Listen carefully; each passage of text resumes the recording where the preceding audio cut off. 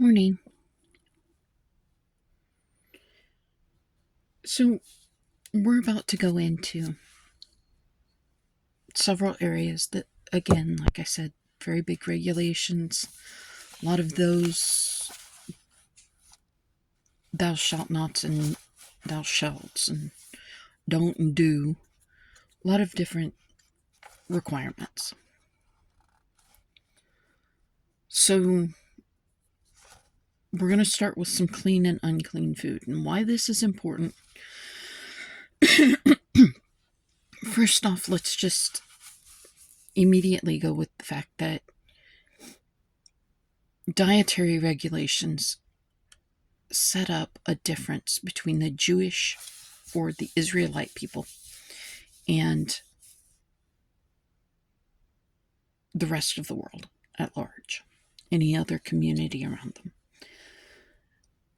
We also know that there are certain things that if we eat will actually make us sick. If they're not prepared properly, they will make us sick. If they're not butchered properly, such as pigs, they will make us very ill. So, once again, you see where God is working within our knowledge at that time to ensure that we don't do something that can make things a lot worse for us.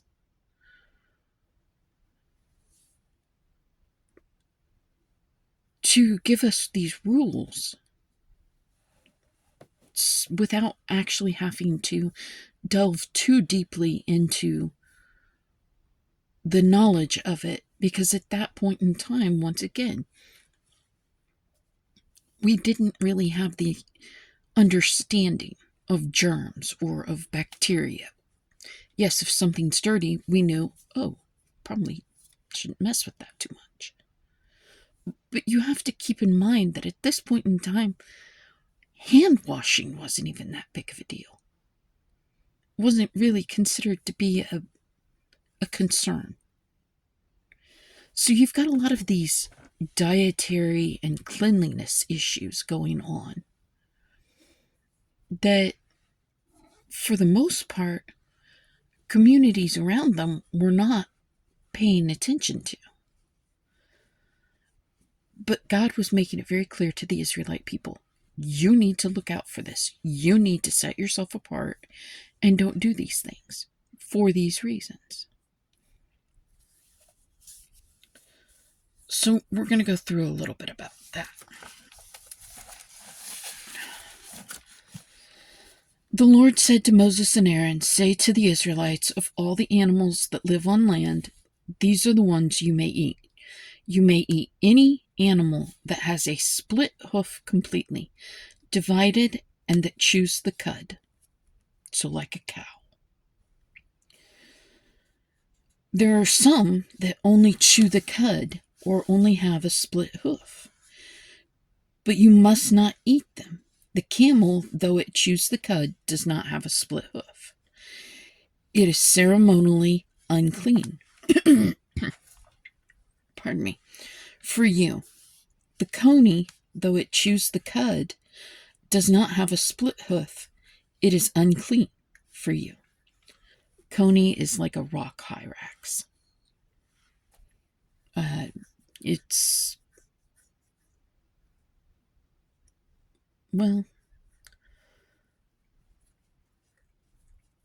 closest relative is actually an elephant, but that's not going to do you any good because a hyrax is an itty-bitty little creature. They look like they would be related to rabbits. I think they actually are. Can't remember. But it's a small little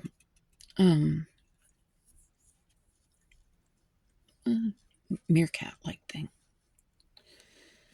It is unclean for you. The rabbit, though it chews the cud, does not have a split hoof. It is unclean for you. And the pig, though it has a split hoof, completely divided, does not chew the cud. It is unclean for you. You must not eat their meat or touch their carcasses. They are unclean for you. Of all the creatures living in the water, of the seas and the streams, you may eat any that have fins and scales. But all creatures in the seas or streams that do not have fins and scales, whether among all the swarming things or among all the other living creatures in the water, you are to detest. And since you are to detest them, you must not eat their meat, and you must detest their carcasses. Anything living in the water that does not have fins and scales is to be detestable to you. These are the birds you are to detest and not eat.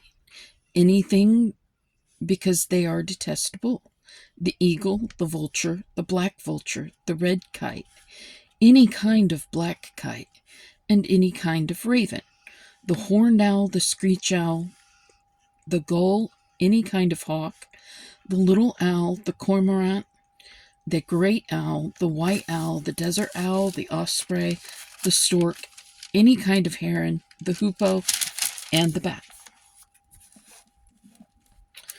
All flying insects that walk on all fours are to be detestable to you. There are, however, some winged creatures that walk on all fours that you may eat, those that have jointed legs for hopping on the ground. Of these you may eat any kind of locust, katydid, cricket, or grasshopper, but all other winged creatures that have 4 legs you are to detest. You will make yourselves unclean by these. Whoever touches their carcasses will be unclean till evening. Whoever picks up one of their carcasses must wash his clothes, and he will be unclean till evening. Every animal that has a split hoof, not completely divided, or that does not chew the cud, is unclean for you. Whoever touches the carcass of any of them will be unclean. Of all the animals that walk on all fours, those that walk on their paws are unclean for you. Whoever touches their carcasses will be unclean till evening. Anyone who picks up their carcasses must wash his clothes, and he will be unclean till evening. They are unclean for you. Excuse me.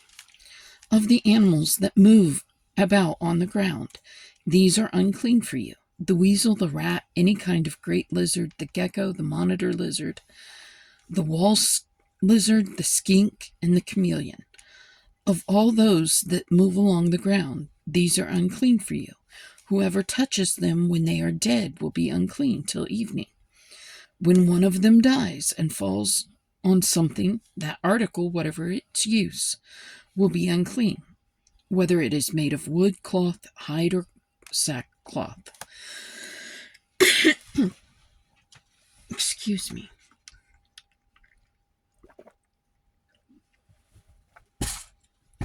Put it in water. It will be unclean till evening, and then it will be clean. If one of them falls into a clay pot, everything in it will be unclean, and you must break the pot. Any food that could be eaten but has water on it from such a pot is unclean, and any liquid that could be drunk from it is unclean. Anything that one of their carcasses falls on becomes unclean. An oven or cooking pot must be broken up. They are unclean, and you are to regard them as unclean. A spring, however, is a cistern for collecting water remains clean, but anyone who touches one of these carcasses is unclean. If a carcass falls on any seeds that are to be planted, they remain clean. But if water has been put to the seed and a carcass falls on it, it is unclean for you. Okay. Once again, we know that things happen after death. Carcasses, when things die, they start to gather bacteria and bugs and things of that nature. And the bacteria and the bugs are not necessarily healthy things for human consumption. So You don't want to have, God didn't want people to have to deal with that. And you don't want to touch those things. Do things happen inadvertently? Yes. Sometimes things are going to die. There, I mean, there were cases where people would be on a camel walking along and the camel would die. You're unclean till evening. Doesn't seem fair. Doesn't seem right. But you're considered unclean until evening. Reach up, slap a mosquito. Oops.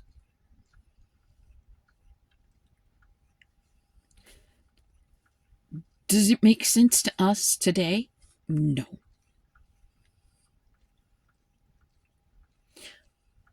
But these are requirements that they were set up to have to live by. If a bug fell into one of their cooking pots, they had to get rid of the pot. If it fell into one of their cooking ovens, a dead bird, a dead bug, a dead lizard, and you don't have to go far to hear about lizards, falling out of trees. It happens in Florida every time it gets too cold. You get iguanas falling from the sky. They're not always dead, but they fall on things. Is it possible that something would die in a tree and fall down on their cooking stove? Yes. And their stove isn't like ours. I mean, their stove or their oven is not going to be like what we have today.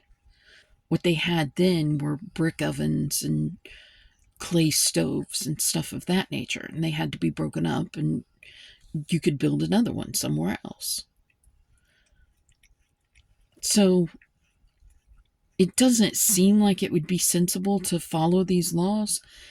But when you think about the germs and you think about the bacteria and you think about all of the stuff that the bugs crawl around in, the lizards, all the stuff that the animals that they're talking about here go through and crawl around in.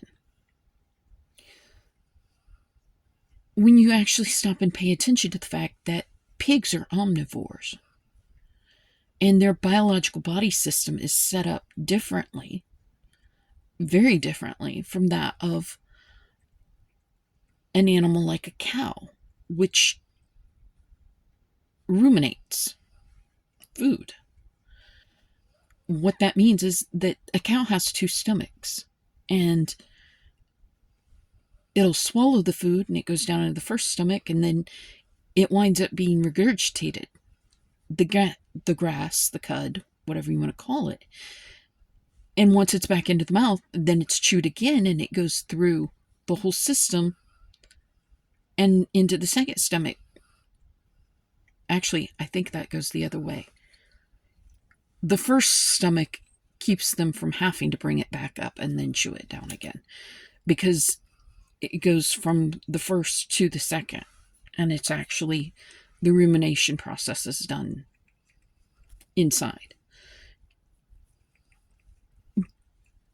But at any rate, what that means is that there's more cleaning to that food that's being done inside. Whereas with an omnivore, a pig or a human, when they're cut open, if they're not cleaned appropriately and correctly, you can actually wind up with a lot more diseases and problems. Ebola is a big one, or no, not Ebola. I'll think of it. But there are actually very big issues when butchering is done incorrectly.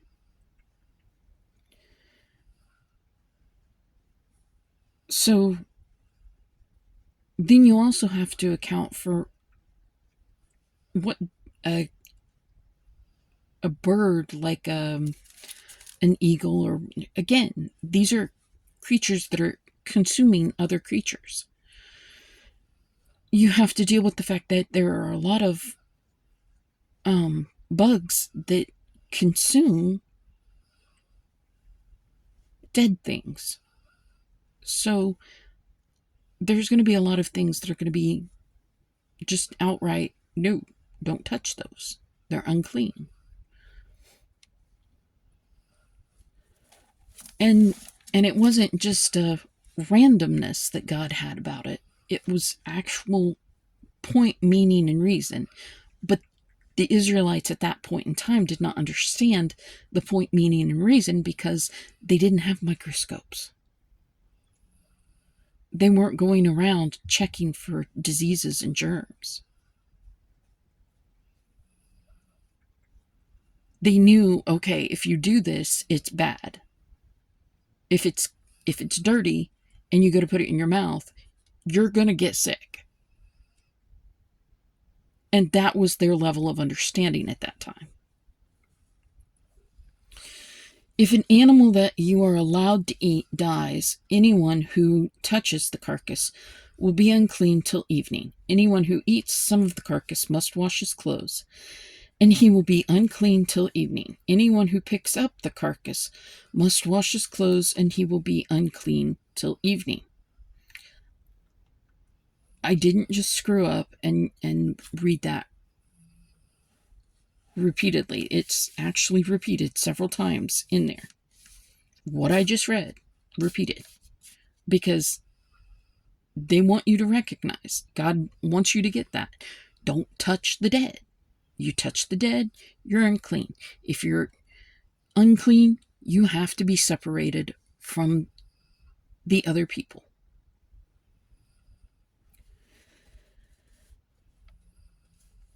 Every creature that moves about on the ground is detestable.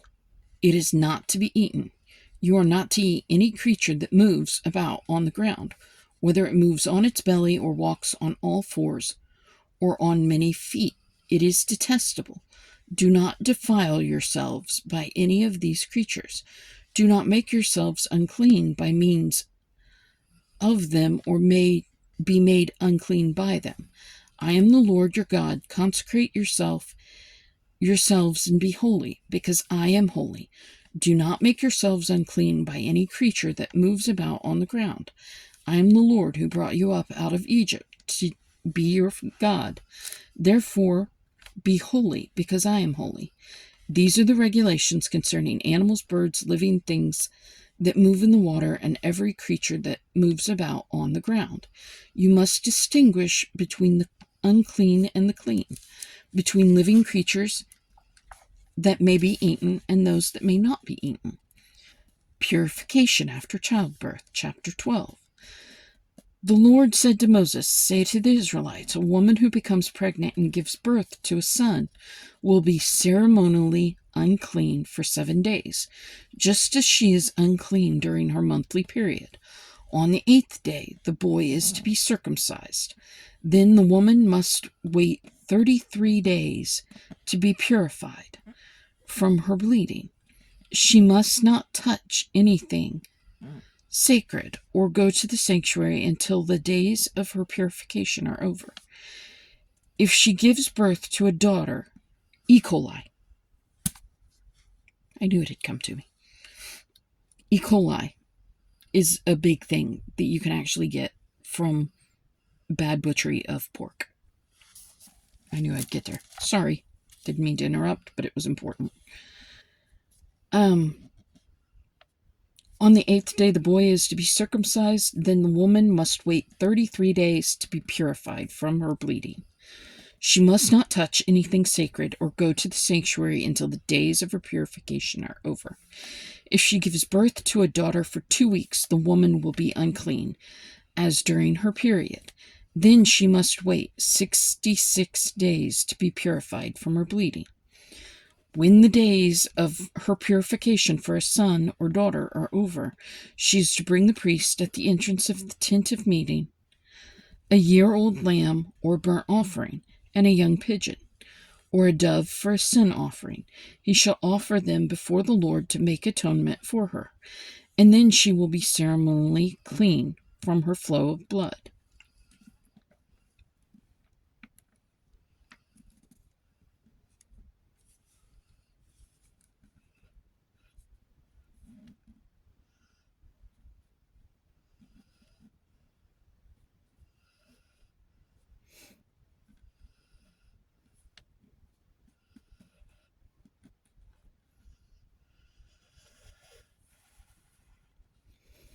These are the regulations for the woman who gives birth to a boy or a girl. If she cannot afford a lamb, she is to bring 2 doves or 2 young pigeons, one for a burnt offering and the other for a sin offering. In this way, the priest will make atonement for her, and she will be clean. So, first off, let's recognize the fact that no, God does not think that giving birth is sinful. That is not the case. Sex isn't a sin, and giving birth is not a sin. Neither is a period. But what the problem is that giving birth and the period, there's a lot of blood there. Any woman can tell you there's a lot of blood there. And the release of that blood is not a clean process. And we're not talking about a time when women walked around wearing pads. Women didn't do that. They didn't have that. Now, did they have specific underclothing that they would wear at that time? Probably. Just like even today, when young women do not have access to pads or tampons or anything of that nature, a lot of times t-shirts are used. They didn't have t-shirts in Moses' day, but what they did have was cloth. And that cloth was generally reused. It was used for, set aside for a specific purpose, cleaned afterwards, and reused. That is how that was handled in those days. But that blood is not clean. It's not, it has parts of a uterus. And dependent upon the period of time, you also have to understand that, again, we've already been through this. Pregnancy is a process. It is a process of the female human, or the female body, not just the human body, but it is a process of the female body. And in that process, it's all about timing. So a lot of times you will also have points at which fertilization does not necessarily happen at just the right moment. So you will actually have in women who are sexually active, who, are of an age, their bodies will produce an egg, and that egg can actually be fertilized, but the timing might be wrong, and that fertilized egg will actually be flushed out of the system during her monthly period. It happens. So, while, again, the Israelites at that time did not understand all of that, God wanted them to know, okay, there's needs to be a bit of a separation here, because essentially you're going to have dead materials, just dead human tissues flowing right out of that body. And we don't want that too close to everybody else, because with that can sometimes come diseases and germs. But in this case, instead of diseases and germs, God says uncleanness. And it's not just for everybody else. The fact is, a woman's immune system at that time of the month is a lot lower because her body is moving things around and, trying to adjust. Her immune system is actually it's going to be low. So it's also going to help her keep from getting sick from all of the other stuff that's going to be out and about and around. So there are reasons to keep individuals separated. It's not that God thinks that sex is unclean. It's not that God thinks that women are unclean. It's not that God thinks that pregnancy or childbirth is unclean. It is to minimize the effects of germs and disease on the community at large.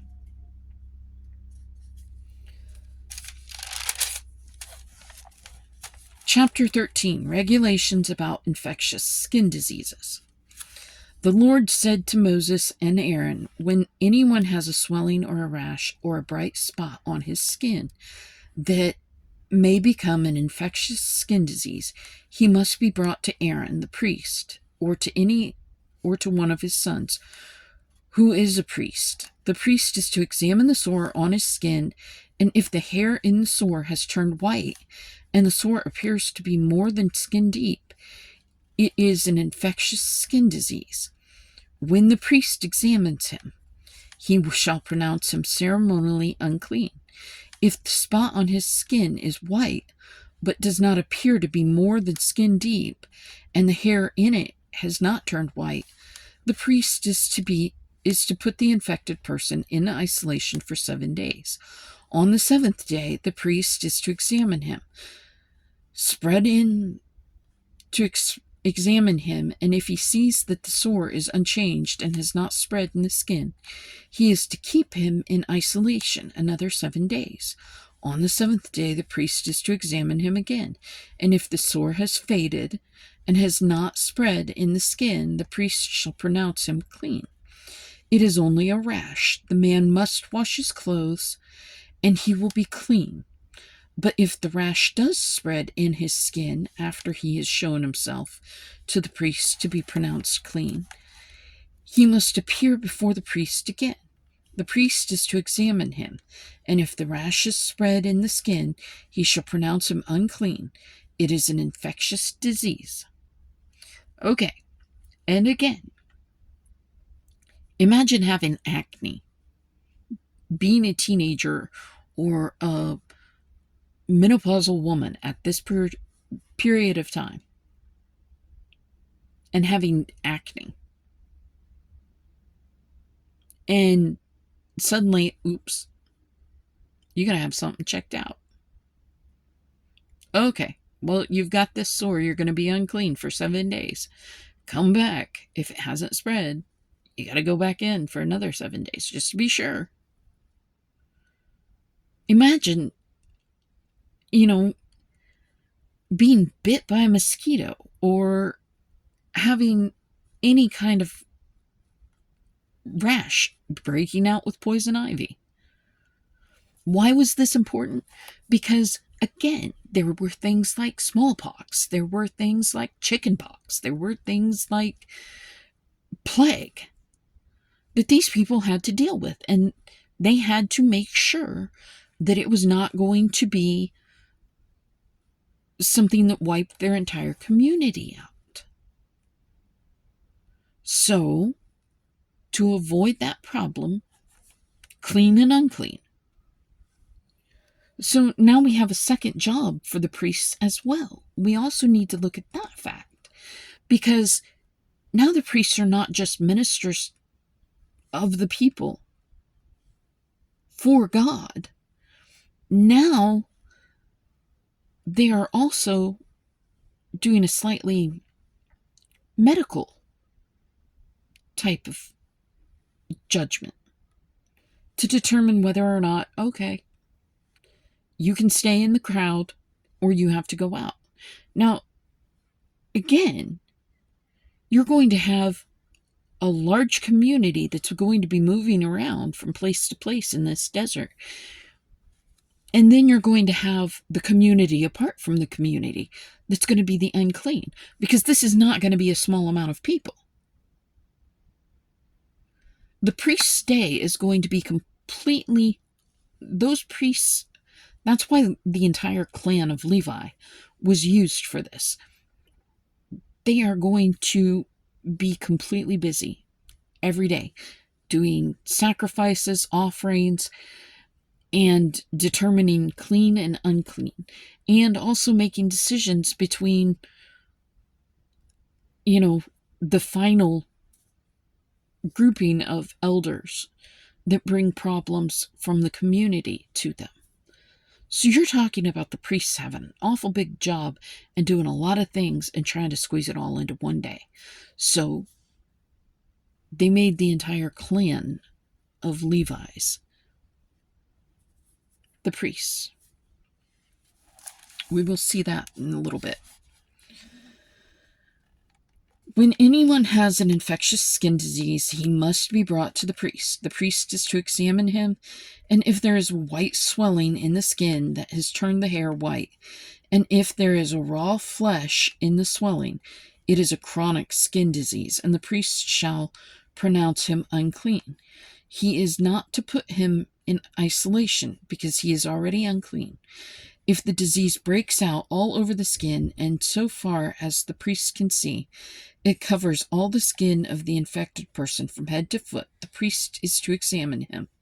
And if the disease has covered his whole body, he should pronounce this person clean.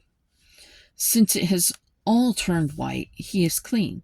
But whenever raw flesh appears on him, he will be unclean. When the priest sees the raw flesh, he shall pronounce him unclean. The raw flesh is unclean. He has an infectious disease. Should the raw flesh change and turn white, he must go to the priest. The priest is to examine him, and if the sores have turned white, the priest shall pronounce the infected person clean. Then he will be clean. When someone has a boil on his skin and it heals, and in the place where the boil was, a white swelling or reddish white spot appears, he must present himself to the priest. The priest is to examine it, and if it appears to be more than skin deep, and the hair in it has turned white, the priest shall pronounce him unclean. It is an infectious skin disease that has broken out where the boil was. But if, when the priest examines it, there is no white hair in it, and it is not more than skin deep and has faded, then the priest is to put him in isolation for 7 days.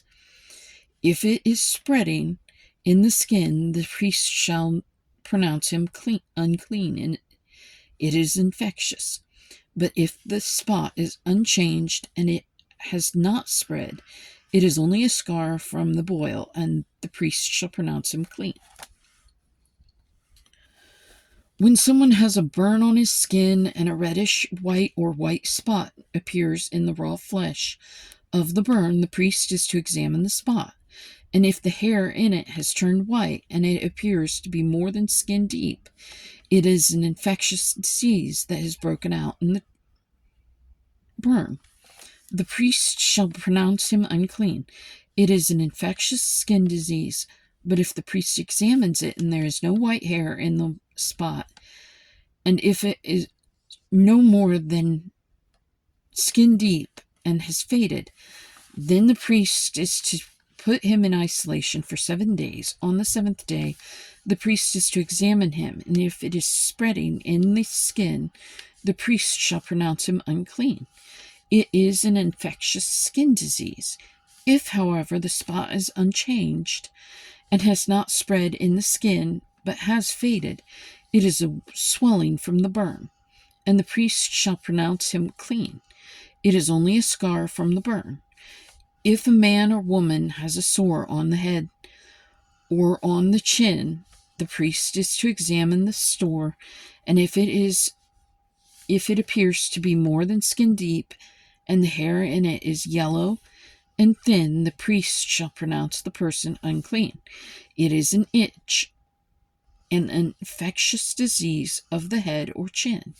But if, when the priest examines this kind of sore, it does not seem to be more than skin deep, and there is no black hair in it, then the priest is to put the infected person in isolation for 7 days. On the 7th day, the priest is to examine the sore, and if the itch has not spread and there is no yellow hair in it, and it does not appear to be more than skin deep, he must be shaved except for the diseased area, and the priest is to keep him in isolation another 7 days.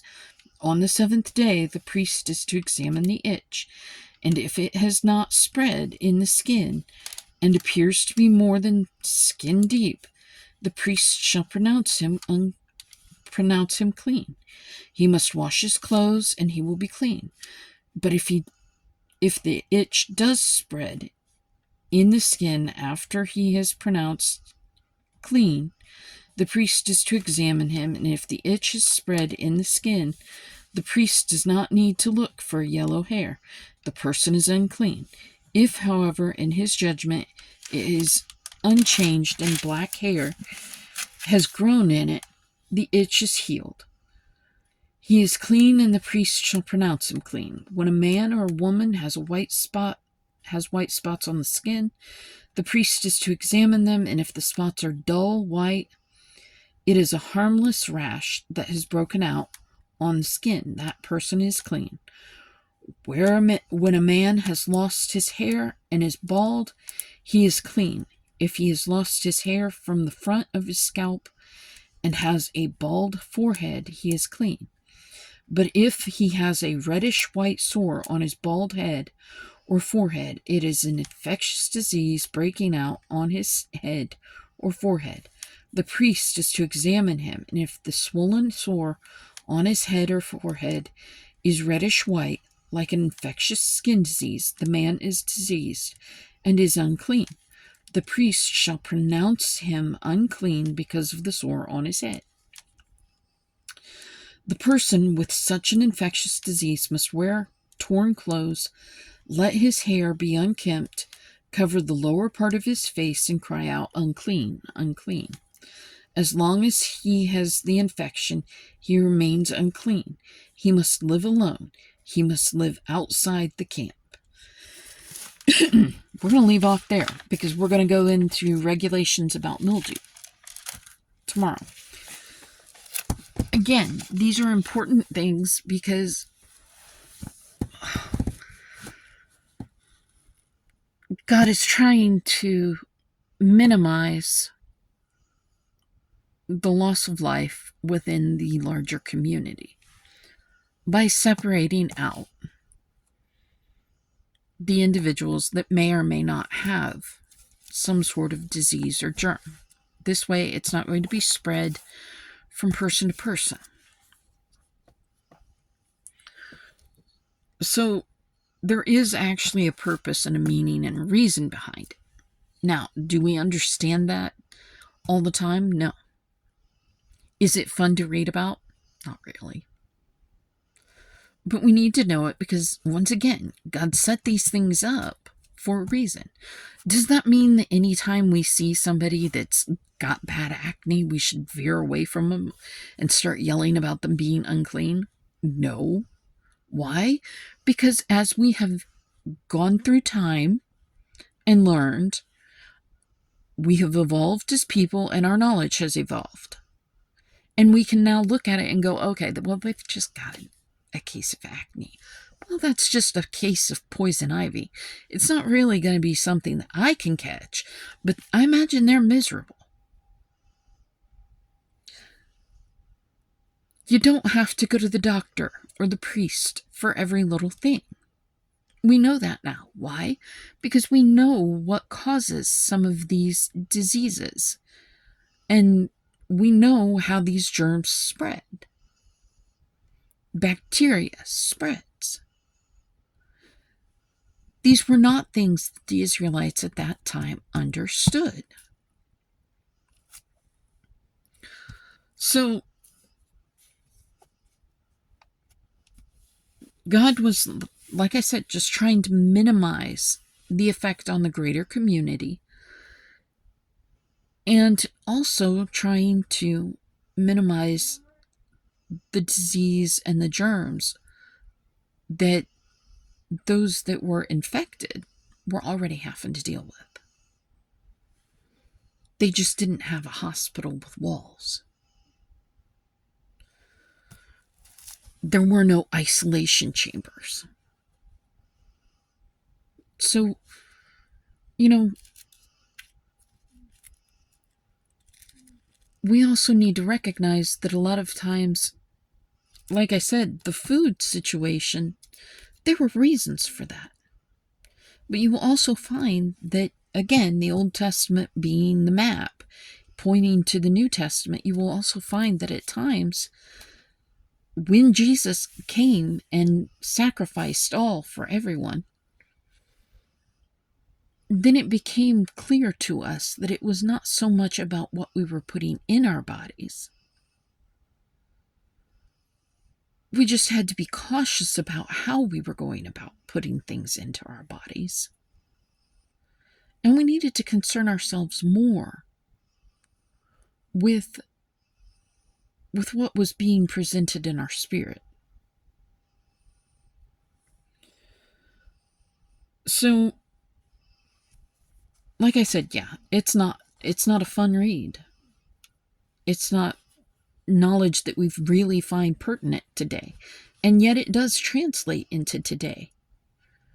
Because when you're sick, you should separate yourself from other people, just for decency's sake.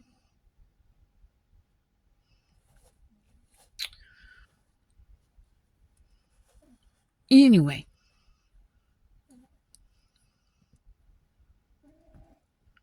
I may wind up having to start another series. And I'm not sure. Still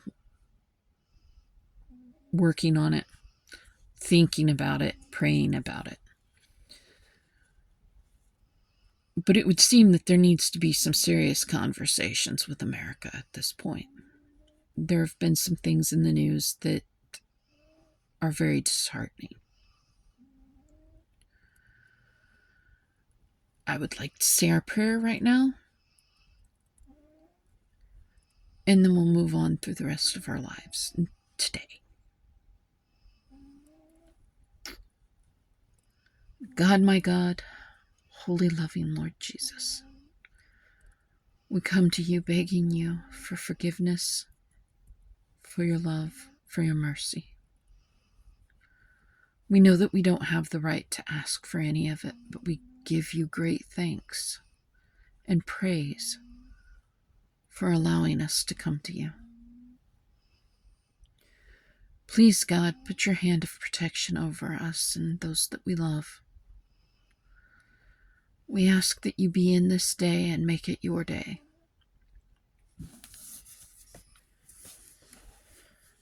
God, let our minds become your mind, that we might continually dwell upon the things that you dwell upon, and that we might think of others as you think of them. Let our ears become your ears, that we might hear your words of truth no matter what words are spoken. Let our eyes become your eyes, that we might see others as you see them. Let our hands become your hands, that we might be continually about your labors. Giving where you give, loving where you love, praising where you praise.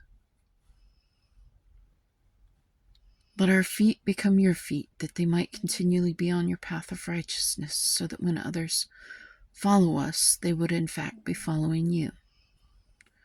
Let our hearts become your heart, that we might continually love others as you love them, and that what breaks your heart would break ours.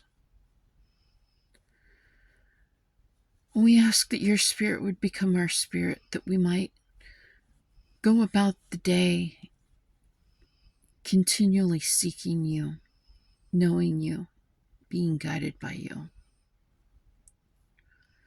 We pray all these things in your holiest, mightiest, most glorious name, Jesus. We say amen.